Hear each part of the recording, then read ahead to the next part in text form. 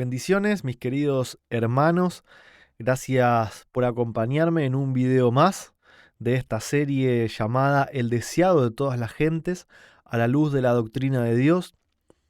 Ya vamos 51, 52 con capítulos de este libro, donde repasamos la vida, los hechos de Jesús, donde aprendemos cuál era la creencia que tenían los pioneros adventistas, también los apóstoles de Cristo, así como obviamente la escritora de este libro, Elena G. de White, con respecto a quién es Dios, si Jesús verdaderamente es hijo de Dios, quién es el Espíritu Santo, y ya tenemos un material bastante importante como para poder ir estableciendo un juicio sobre cuál es la verdadera doctrina.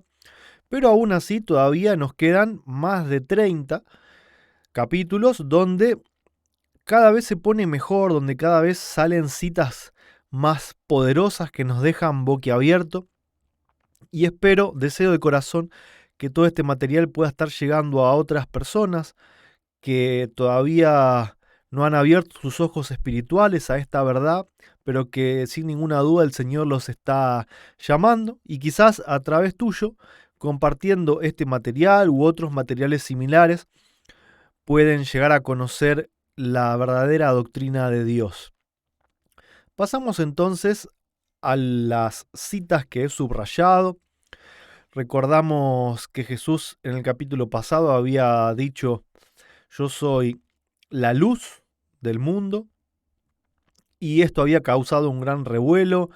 Ya se había presentado delante del pueblo en Jerusalén, en la fiesta de las cabañas, como el yo soy, como el que tiene existencia propia, como el que estaba con Dios, como el Hijo de Dios, como el Mesías. Había hecho un milagro que también atestiguaba de su divinidad, y habían intentado apedrearlo.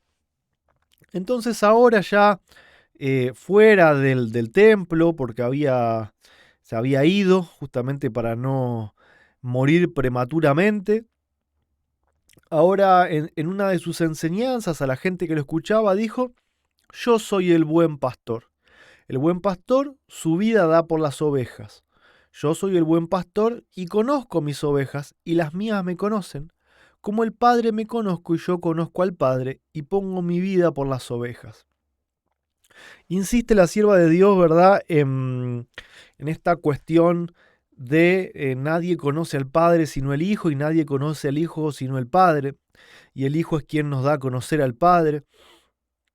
Y ahora lo hace Jesús, ¿no es cierto?, en un ejemplo que el pueblo conocía muy bien. El ser pastor de ovejas era uno de los oficios más conocidos, más respetados y más antiguos en el pueblo judío y en todo Medio Oriente, ¿no es cierto?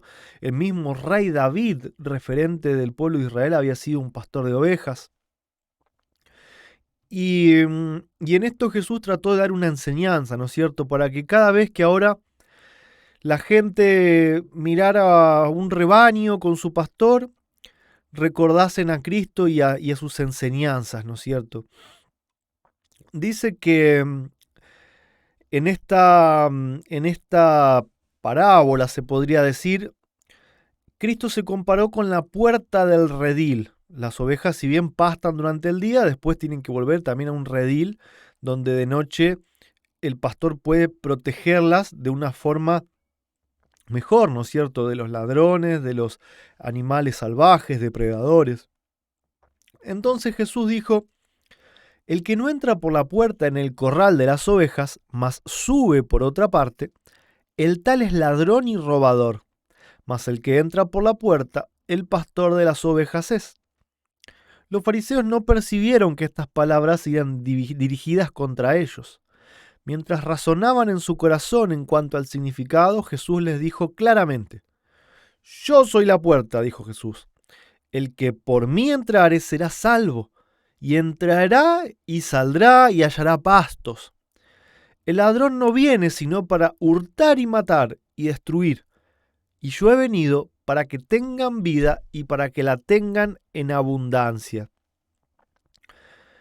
Ya Jesús no hablaba en un lenguaje disfrazado. Él ya era claro, él ya había dicho o había aceptado ser el Mesías, el Hijo de Dios, había aceptado venir de Dios.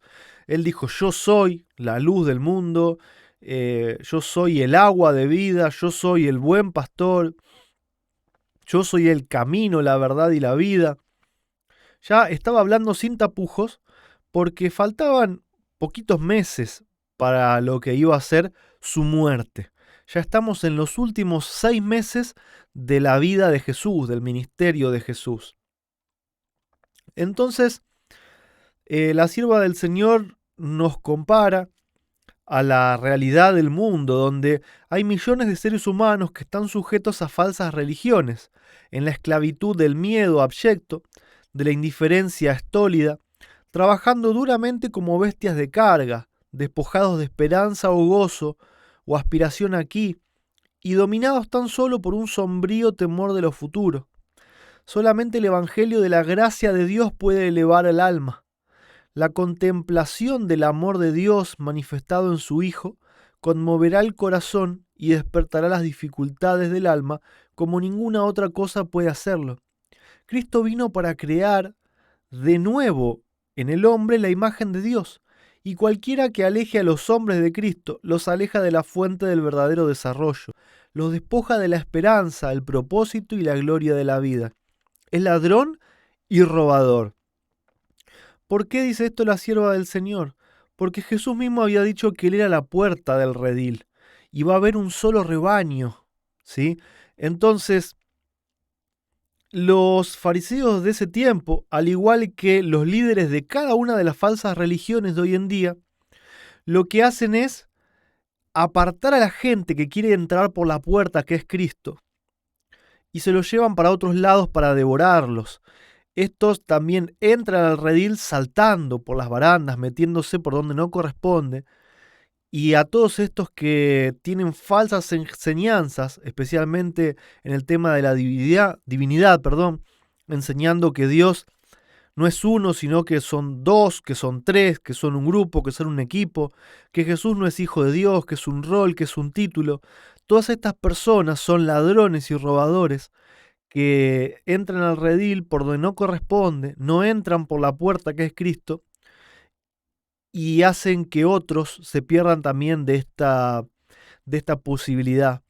Pero también nos dice que todos aquellos que son de Cristo, Jesús dijo que mi voz reconocen y me siguen, había dicho él. Cada alma es tan plenamente conocida por Jesús como si fuera la única por la cual el Salvador murió. Esto tiene que ser de una esperanza tremenda para nosotros, ¿no?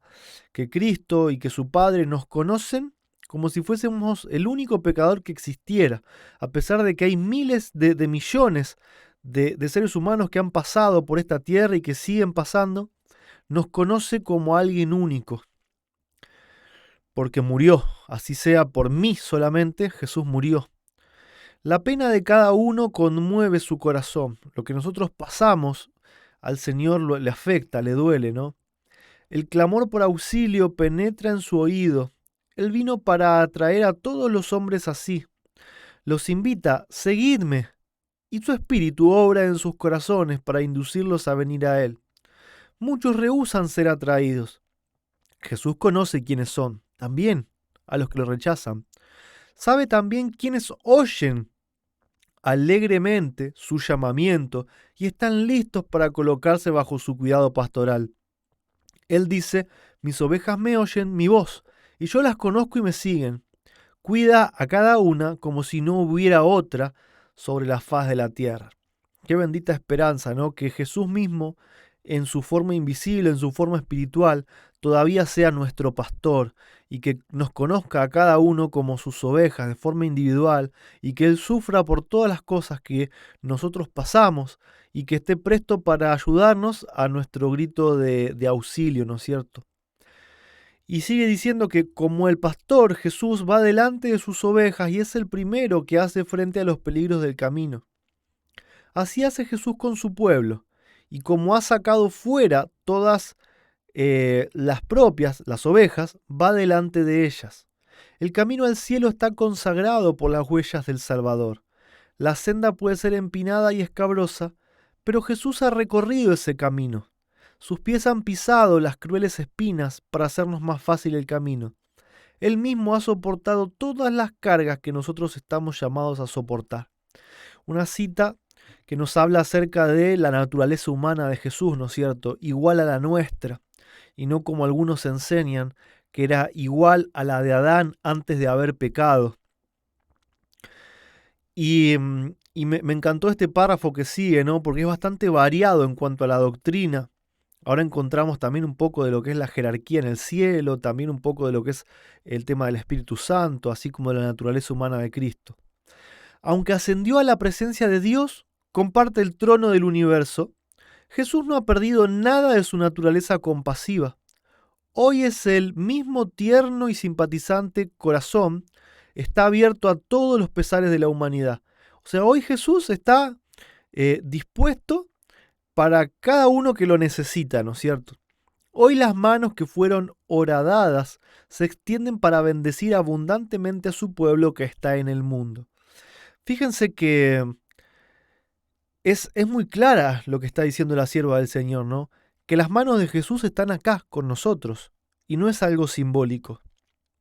Jesús está acá con nosotros para bendecir en su forma espiritual. No perecerán para siempre, ni nadie las arrebatará de mi mano.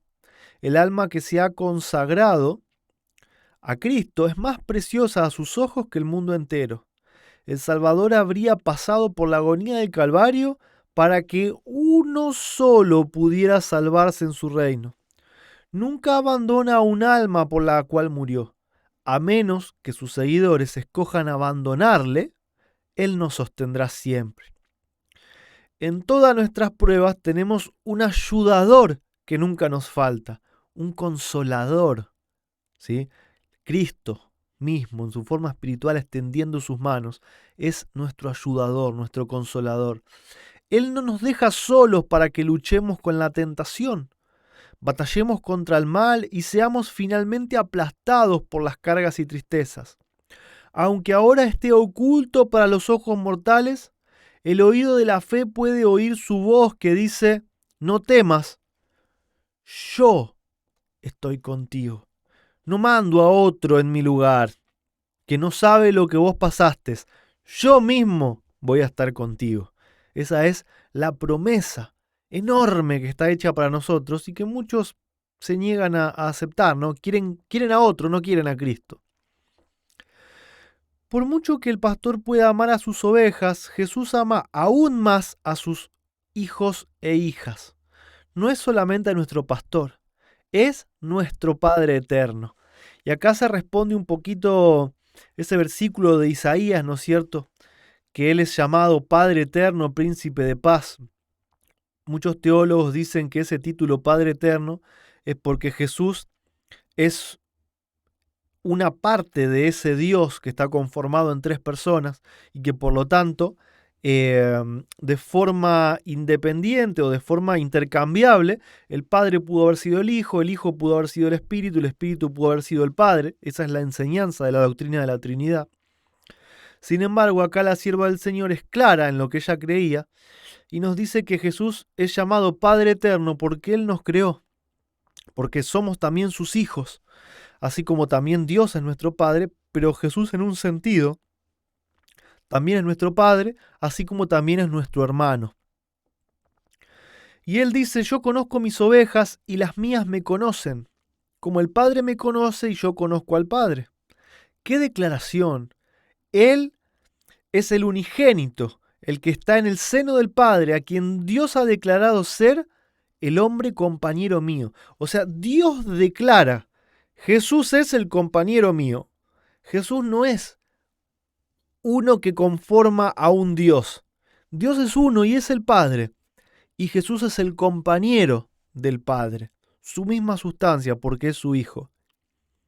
Y presenta la comunión que hay entre Él y el Padre como figura de la que existe entre Él y sus hijos en la tierra. Es lo que Él desearía, ¿no es cierto? Que podamos tener una comunión con Él como Él la tiene con su Padre. Jesús nos ama porque somos el don de su Padre y la recompensa de su trabajo. Él nos ama como a hijos suyos. Lector, oyente, tú que estás ahí de otro lado, Él te ama a ti. El cielo mismo no puede otorgar nada mayor, nada mejor. Por tanto, confía. ¿Confía en qué? ¿En qué hay que confiar? En que el unigénito Hijo de Dios te ama a ti. En eso hay que confiar. Jesús dijo, pongo mi vida para volverla a tomar. Nadie me la quita, mas yo la pongo de mí mismo. Tengo poder para ponerla y tengo poder para volverla a tomar. Mientras como miembro de la familia humana era mortal, como Dios era la fuente de la vida para el mundo.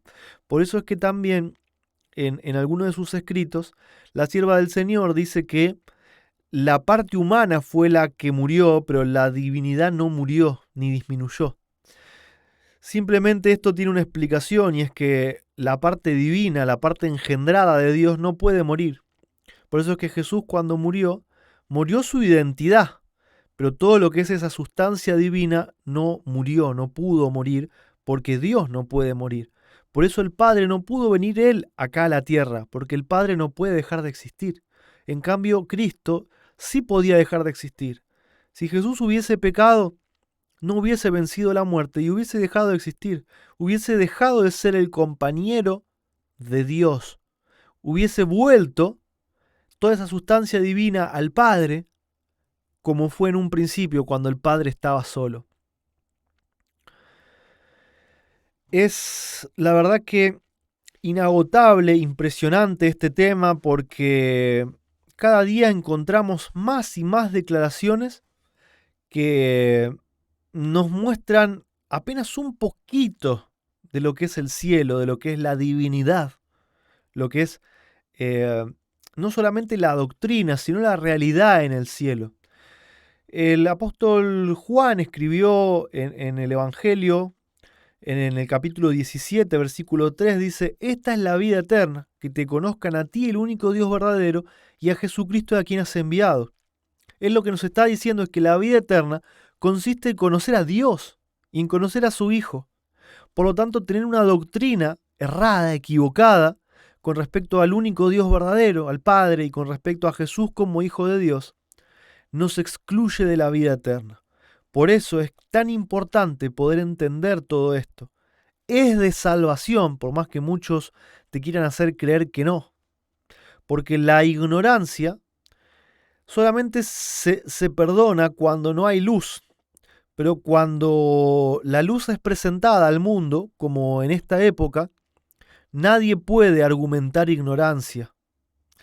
Es por eso que el destino de todas las almas depende de entender estos temas, depende de conocer a Dios, de saber a qué Dios adora y de aceptar el sacrificio de su único Hijo unigénito. Bendiciones, hermanos, hasta la próxima. No se olviden de suscribirse en el canal de YouTube de Ministerio Séptimo Milenio, darle a la campanita y poder compartirlo si ha sido de bendición para ustedes. Hasta la próxima, hermanos.